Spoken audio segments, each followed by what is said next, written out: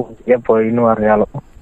അതന്നെ അങ്ങനെ ഒരു പാട്ട് അങ്ങോട്ട് ഇങ്ങോട്ട് തിരിഞ്ഞ് കളിച്ച് ഞങ്ങളൊക്കെ എത്തിക്കണം. നമ്മള് പിന്നെ 10 മണിക്കൊക്കെ ഇറങ്ങി വിചാരിച്ചിട്ട് പിന്നെ നമ്മള് 12 മണിയായി കിടക്കാൻ. കുറച്ച് നാൾ കിടന്നല്ലേ. ഒരു മണിയായില്ലേ?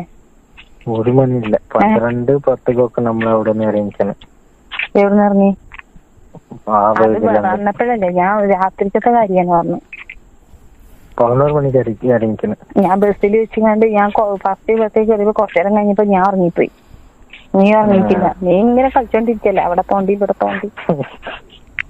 അയ്യോ ഉമ്മ കൊണ്ട് പൊട്ടത്തി. ഇല്ല, ഞാൻ ഇങ്ങോട്ട് വെളിയിലേക്ക് വന്നു. അപ്പൊ അവിടെ തോണ്ടി ഇവിടെ തോണ്ടി അങ്ങനെ കളിച്ചോണ്ടിരിക്കുന്നേ. അപ്പൊ ഞാന് എന്ത് ചെയ്തു, എനിക്ക് ഉറക്കം സഹിക്കാൻ കഴിയില്ല. കൊറേ മടി കിടന്ന്, കൊറേ അവിടെ കടന്ന്, കൊറേ ഇവിടെ കടന്ന്. ഞാനെന്തോ കാട്ടുന്നുണ്ടല്ലേ.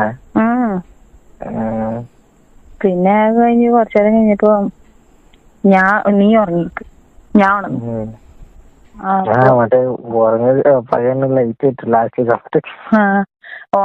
നീ ഉറങ്ങിക്ക്. അപ്പൊ എനിക്കൊരു വിഷമം. ഞാൻ ഉണർന്നിക്കുമ്പോ നീ ഉറങ്ങും, എനിക്ക് ആരും മിണ്ടാനൊന്നുമില്ല. പിന്നെ വിചാരിച്ചു പാവല്ലേ അവിടുന്നൊക്കെ വന്നല്ലേ, ഇത്ര ഒന്നും കണ്ണ് ഇതായില്ലല്ലോ. ഞാൻ പിന്നെ ആ ജീപ്പിലൊക്കെ വെച്ച് ഇങ്ങനെ ഉറങ്ങി ശകലം. അപ്പൊ ഞാൻ വിചാരിച്ചു ഉറങ്ങട്ടെ. പിന്നെ അപ്പത്തേക്ക് ഇറങ്ങാനുമായി. പിന്നെന്താ? പിന്നെന്ത്? പിന്നെ രാത്രി നമ്മളവിടെ എത്തിയപ്പോ എപ്പോഴാ ഇറങ്ങിയത്? ആ ചെക്കനും പെണ്ണുല്ലേ, നമ്മളെ പോലെ തോന്നുന്നുണ്ട്. ഞാൻ തോന്നുന്നുണ്ട് കണ്ടപ്പോ തന്നെ. എനിക്ക് ആ പെണ്ണ് യൂണിഫോമിലാണല്ലോ വന്നിക്കുന്നത് അല്ലേ? എന്തോ എവിടെ വർക്ക് ചെയ്യണ എന്തോ യൂണിഫോമാ തോന്നുന്നു. എന്നിട്ട് നമ്മള് ഫസ്റ്റ് കാണിച്ചില്ലേ, കണ്ടില്ലേ റൂം? അവരെ അതാണ് എടുത്ത്. അവിടുന്ന് അങ്ങനെ അച്ചുകൂലിയൊക്കെ കിട്ടിയിരുന്നു. നമുക്ക് അവിടെ തന്നെ എത്തുന്നാ മതി. ഇല്ല വേണ്ടല്ലേ, ഈ റൂം മോശമറിയില്ല നമ്മുടെ റൂം. കുഴപ്പമൊന്നുമില്ലല്ലോ. അത് വേണ്ട, എപ്പോഴെപ്പോഴും അങ്ങോട്ട് പോയാലേ. അതല്ലാതെ ഇത് നല്ല സ്ഥലം, കുറച്ച് ഉള്ളിലായിട്ട് പോയി. അങ്ങനത്തെ സ്ഥലം കിട്ടണം. ചിലപ്പോ എന്തെങ്കിലും റൈഡ് അങ്ങനത്തെ വന്നു കഴിഞ്ഞാല് എനിക്ക് അങ്ങനെ ഒരു പേടിയുണ്ടായിരുന്നു. പിന്നെ അതിന്റെ അകത്ത് കയറിയപ്പോ വാതിലാരെങ്കിലും മുട്ടോ അങ്ങനെ പേടി.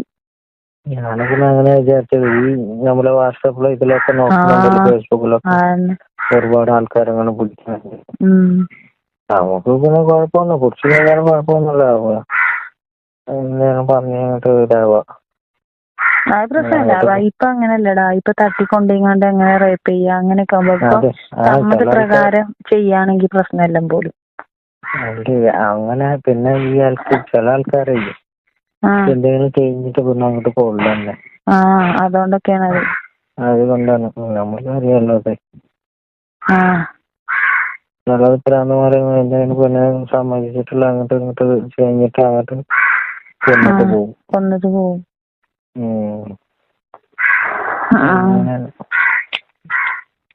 പിന്നെ ഇടയ്ക്കിടയ്ക്ക് ചോദിക്കും. അതുകൊണ്ടാണ് ചോദിക്കും അവിടെ നമുക്ക് പരിചയമുണ്ട്, റൂമൊക്കെ കിട്ടോ എന്നൊക്കെ ഇടയ്ക്ക് ചോദിച്ചു വരില്ല. നമുക്ക് പരിചയമൊന്നുമില്ല.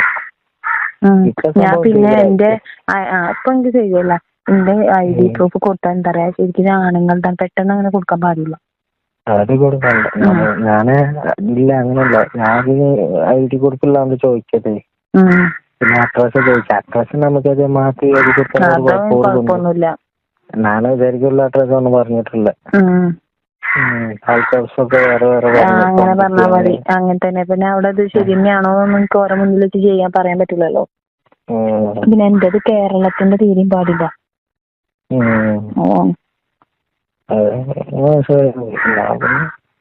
ഐഡിയും കുറിപ്പൊക്കെ ചോദിച്ചപ്പോഴേ എനിക്ക് ഒന്നും അറിയില്ലല്ലോ.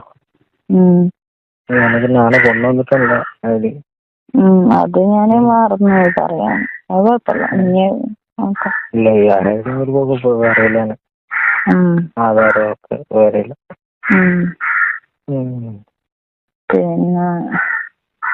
പിന്നെ നമ്മൾ അവിടെ എത്തി കിടന്നപ്പോ എത്ര ടൈം?